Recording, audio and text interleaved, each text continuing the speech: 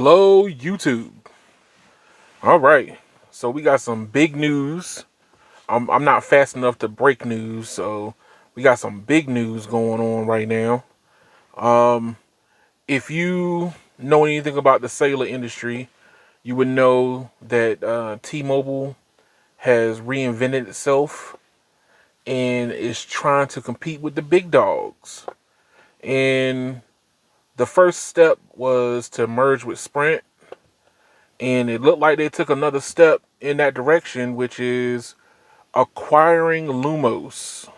So, if you don't quite know who Lumos is, Lumos is a internet provider who provides fiber to the fiber to the premise, quote unquote, straight to the home. And uh, T-Mobile was lacking a fiber footprint for themselves.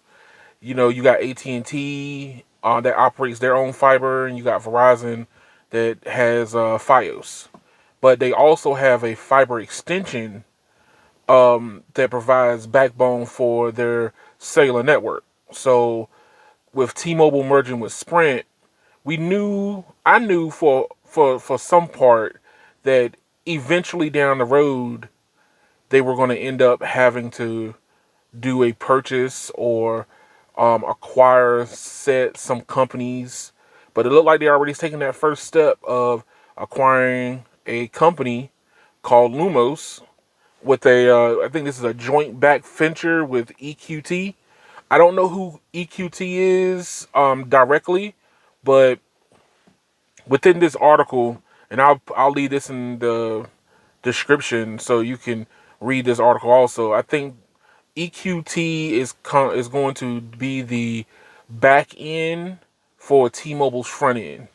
So basically, T-Mobile's still going to be the, hey, we're advertising, we're putting this in front of people, we're going to be the consumer facing viewpoint, and EQT is going to operate the network side. So basically, T-Mobile doesn't have to go and learn how to become a network provider overnight. They get somebody who already has that prowess and work out it from there. But this is some very big news. I'm going to be talking about this on my podcast also with my co-host. I'm hoping that he's available for it because I would love to talk about this. Within the community, it's always been kind of a point of contention that T-Mobile's not ready. T-Mobile's not ready, and they need fiber. They need fiber. They need fiber.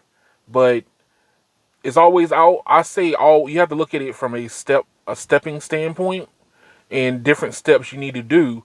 And from what I could tell, Lumos covers Virginia, um, North Carolina, and South Carolina.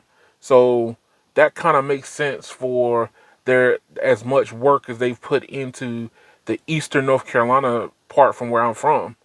So T-Mobile's network speeds in that region has been crazy fast, and they had a zero footprint for a very long time. So it wasn't until uh, 2020 that their footprint just started existing because of the Sprint merger. And then this must have been cooking in the background for the heavy investments that T-Mobile was making in that area. Um, I can see why now they probably did not want to try to acquire U.S. Cellular, because this might have interfered with their ability to be able to take hold of a fiber provider. But if you want to go more in depth, follow me on YouTube. Um, my podcast is on Sundays at 9 p.m. And I'm going to go in more in depth. I know that there's probably going to be more publications that's going to be coming out with more news about this new venture merger, quote unquote, venture merger. So they're partnering up with EQT to acquire Lumos. So this is going to be very interesting. This is a very big shakeup. It's making T-Mobile look very serious in the networking realm. So This is going to make the cellular industry even more controversial, but in a good way. I think so anyway. But thank y'all for watching. Like, share, and subscribe to the channel. And let me know what you might think of this in the comment. How do you think this is going to be a good move? Is it going to be a bad move? Look like they're grabbing the eastern seaboard as we speak. So they're starting with North Carolina, South Carolina, and Virginia. All three of those states have seen drastic improvements in the T-Mobile network. So this is following their footprint from the looks of it. Thank y'all for watching. Y'all have a good one.